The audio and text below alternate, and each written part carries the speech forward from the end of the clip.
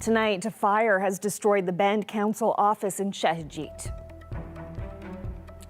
My 14-year-old son woke me up there at 6 o'clock in the morning saying that, Dad, and I said, what? He said, the band council building is on fire. And I said, holy God, like, how is that happening? Lots of questions about how the blaze began. The council office was incinerated early this morning. For many, Labor Day is the unofficial end of summer, and in St. John's, people ended it in some pretty different ways. Coming up on Here and Now. Come From Away has now wrapped its season here in Gander. I want to chat with some of the cast members about the summer that was. That's coming up on Here and Now. This is CBC Here and Now.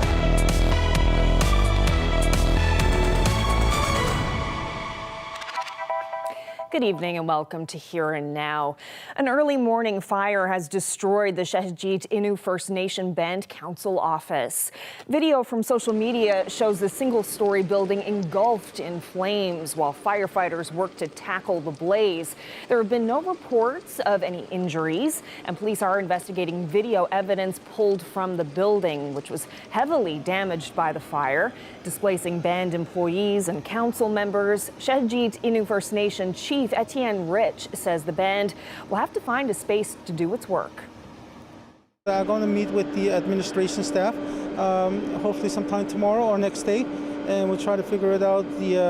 Where can we locate maybe look for a building to rent to put our directors inside the office and start from here. It's going to be challenging, and like I said, as much as we can, and we'll try to do our best in to provide the services to our community, even though the building is gone, and I don't see why we cannot do it. And we'll have more with Chief Rich coming up in about 20 minutes on Here and Now. Well, it's the first Monday in September, and that means it's Labor Day, and events celebrating the accomplishments of the labor movement took place throughout the province today, including in St. John's, where more than 100 people marched in solidarity. Here are some of the scenes and voices from the event. Happy Labor Day! The mood obviously is happy. You see kids, dogs, enthusiasm, optimism. Solidarity! I'm just thinking about how we have a good fight ahead of us to ensure fairness that includes not just our own members, but bargaining for the common good. It means a lot, because this is what we worked for our benefits, for our holidays, for our annual leaves and our sick leaves, to show that we're all together and we are as one, as many different unions as there is. CUPE, NAPE, all of them. Solidarity! Solidarity! This event's all about Labor Day and treating labor as fairly as possible. Nothing would happen in this province without labor. Labor, from the truck driver that brings produce to the supermarkets, to the construction worker and the municipal worker doing their job on the streets. I'm here with this Labor Day parade with the District Labour Council because the world has gotten away from the worker. There's the cost of everything has gone up and workers are left behind. This is what it means to me in relation to what needs to happen. It's been called the Summer of Strikes. I think that tells us that people are really facing some hard issues in terms of cost of living. How have you benefited from organized labor? Oh goodness, I just came off 2 weeks vacation right there. That's how and I'm also a woman working. So that's exactly what NAPE has done. That's who I'm with, so I can only speak for NAPE. But yeah, that's it. I believe that if the businesses and government and organizations paid people fairly and treated them fairly, we wouldn't have this labor shortage that we're experiencing now in the province. You're here with your brothers and sisters in labor. How do you feel about this event? I think it's phenomenal. Certainly we're post-COVID now. Pre-COVID, we were in the building over there. It was bigger, there were more numbers, more kids, more families. But the people that are here today, they're united, they're solidified in relation to what we're doing, and as you can see, we're waving the flag. I think the mood is great here today. Everybody's motivated, everybody's happy, everybody's on side with labor, Labor is an important element in this province. A lot of individuals, particularly corporations, tend to forget that and look at them as a resource to be used for themselves to make money. We want to see our fair share of the economic pie given back to labor. And that was Here and Now's Terry Roberts out talking with union members marking Labor Day today. And staying with Labor Day news now, it was a gorgeous one in the St. John's area, and lots of people took the time to enjoy the day. Here and Now's Daryl Roberts has more. The nights are getting colder, kids are heading back to school, and, well, the road salt pile is back. Labor Day marks the unofficial end of summer for many, and we decided to find out how people feel about it. Bannerman Park in St. John's was full of kids today, and there's mixed emotions. Are you excited to go back to school? No. No? Why not?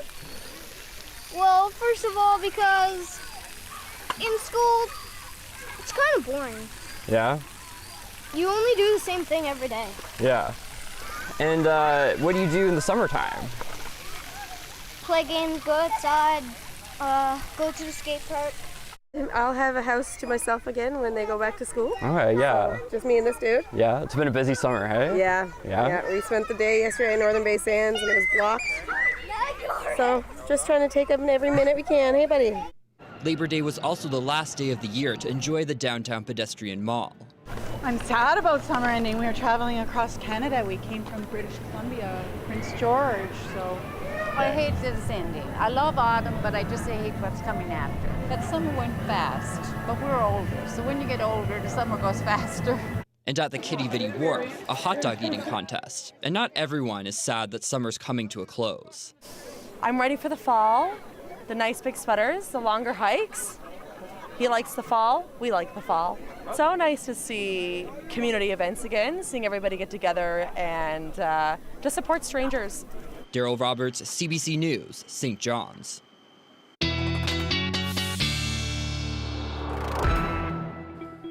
Well, it wasn't just St. John's who had a lovely Labor Day Monday. Just take a look at some of these temperatures from across the province.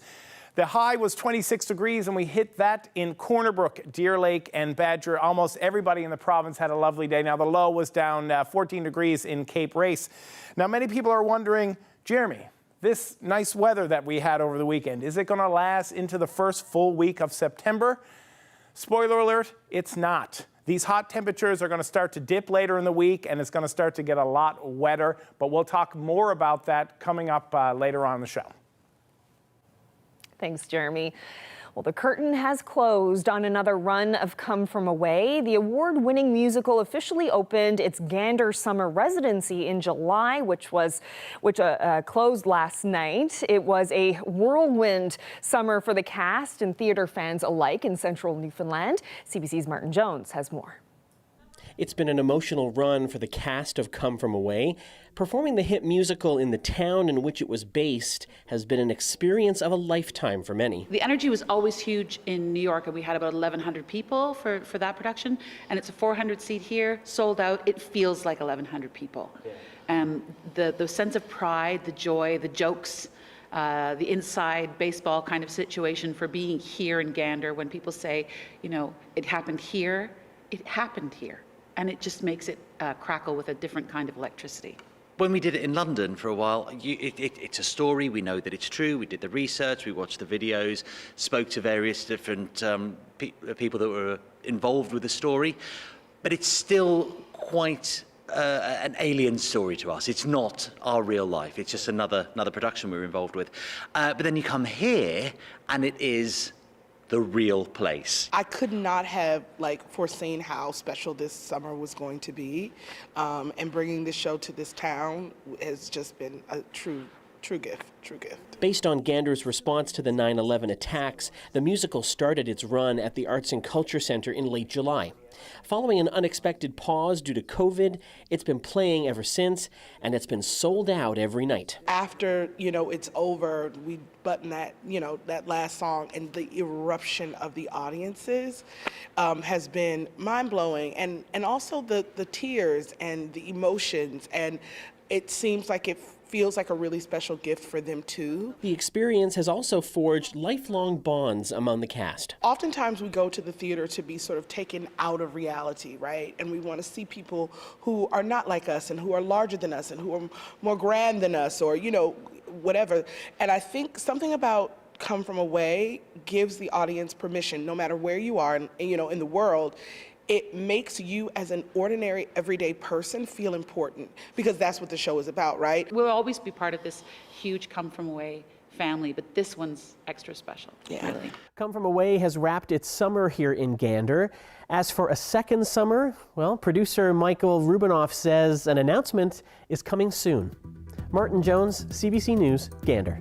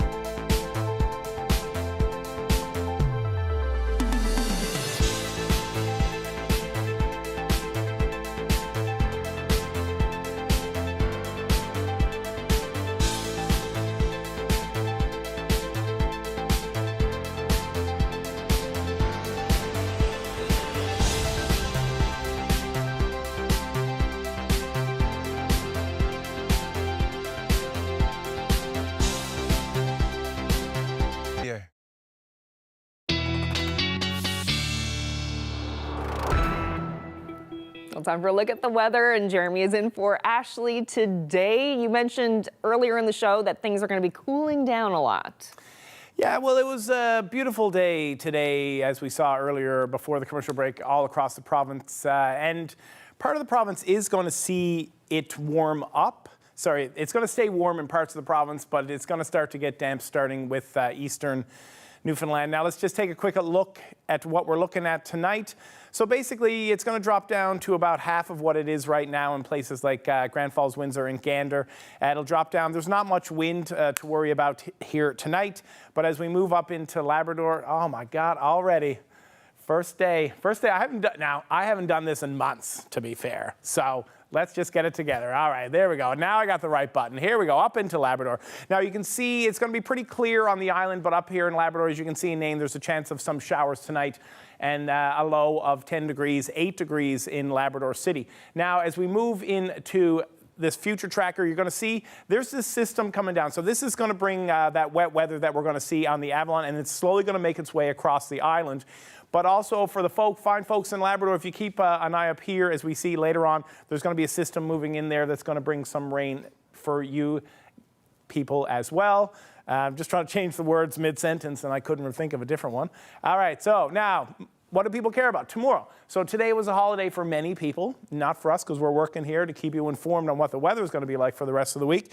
But here's what we're looking at, 18 degrees in St. John's tomorrow, 21. As you can see, this system of green, this is going to bring a little bit of rainfall. 2 to 4 millimeters is expected around the Avalon.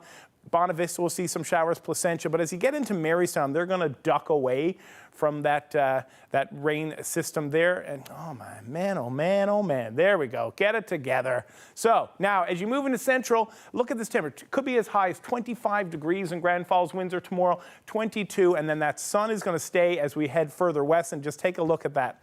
In Corner Brook, Grosse Moines, Stephenville, even Port aux Basques is going to hit 22 degrees. Going to be some showers down in Burgeo. And as you make your way up the northern peninsula, the high temperatures are going to stay. You cross the straits into Labrador, and look at that, 25 degrees in Mary's Harbour, 24 in Cartwright. Labrador is going to enjoy a lot of the sunshine there tomorrow, and it's going to stay like that for a couple of more days, especially in western Labrador there. But look at those temperatures. Not too bad for early September in Newfoundland and Labrador.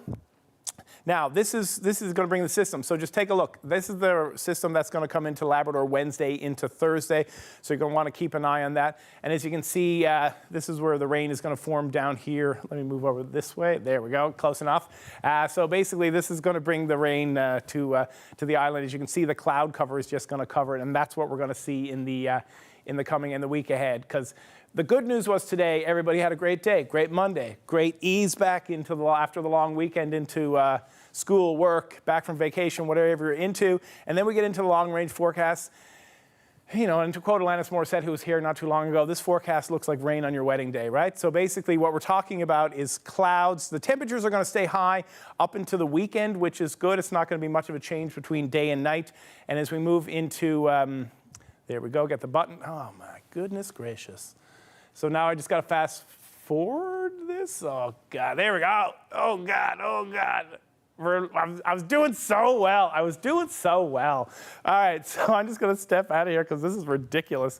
So as you can see, western, you're going to see a little bit of sun Tuesday, Wednesday. Look at those temperatures into Thursday. They're going to turn into rain, and then you can see it's going to start to dip a bit there in western Newfoundland and central Newfoundland. And as we move up into Labrador, as I said to you, look, eastern Labrador, western Labrador, you're going to have sun almost into Thursday in western Labrador, and then the temperatures are going to start to dive down a little bit and be a little bit more normal for this time of year. But it is September. We are heading into fall, you know, the time of pumpkin spice and everything nice. So we'll look forward to that. And that's all I got. So Carolyn, save me, please. Thanks so much, Jeremy. Well, switching gears now, we're going to take you back to Shahjeet, where the Band Council office was destroyed by fire overnight. The CBC's Anthony Germain is on the ground in the community, and he spoke with Chief Etienne Rich this afternoon. Chief Rich, what do we know about this fire that started early this morning? Well, here's the thing. As we speak right now, there's a police inside of the finance building along with the band manager and other staff looking at the videos that the cameras and gladly appreciate as well that Indonesian next door have provided us the videos as well. And it's all on police investigation right now, and that's as far as I know right now. In terms of potential causes, do people believe this might have been an accident, like a short circuit or a fuse box or something like that? Well, that's the other thing that I cannot answer because we don't know. And as we speak, like I said, it's under the police right now. And once we get the report, then we should be able to report to the community. You know, there are a number of people in the community taking to Facebook saying that there are too many children committing acts of vandalism and lighting fires in places they shouldn't. Should we rule that out, or is that just speculation? Well, that's the other thing that we're going to have to talk to our council, and along with myself, and probably take it to the community, and maybe that's something we should look into it because, and like they said, like the young people are roaming around in the evenings, and I think that's very important that the whole community needs to take part of it, along with the family. Now, normally, as the new chief, you would be at some point chairing your first band council meeting in the very near future. Where are you actually going to meet as a council now that you're elected chief, since this is gone? Well, that's the other thing we're going to have to think about because I'm going to meet with the administration staff, hopefully sometime tomorrow or next day, and we'll try to figure it out. Where can we locate maybe look for a building to rent to put our directors inside the office and start from here. Last question for you. When you got the call early this morning saying Eugene, the band council office is on fire, what went through your head? Well, actually, my son, my 14-year-old son, woke me up there at 6 o'clock in the morning saying that, Dad, and I said, what? He said, the band council building is on fire. And I said, holy God, like, how does that happen? And I said, where did you get that story? He said, my friend in Cheshire, because I live in Goose Bay, and he said, my friend just sent me a photo or text that the office is on flames. And I said, wow. And I got up, and then and I told my wife that me and her, we decided to check it out, and we got here like 6:30 in the morning. And greatly appreciate that our band manager Greggy Pastage was on the scene, and when I got here, he was here along with the firefighters. All right, well, obviously this is not the way you wanted your new job as chief to start. Appreciate your time, and we'll keep our eyes on what happens in the investigation. Thank you very much. Thank you very much, sir. Well, this is a telltale sign that summer is slowly coming to an end. That's the salt being delivered to the port there in downtown St. John's that will keep our roads nice and not very slippery this winter. But when you see that salt drop, you know that the temperatures are going to drop soon. Coming up, we'll have some more news after the break.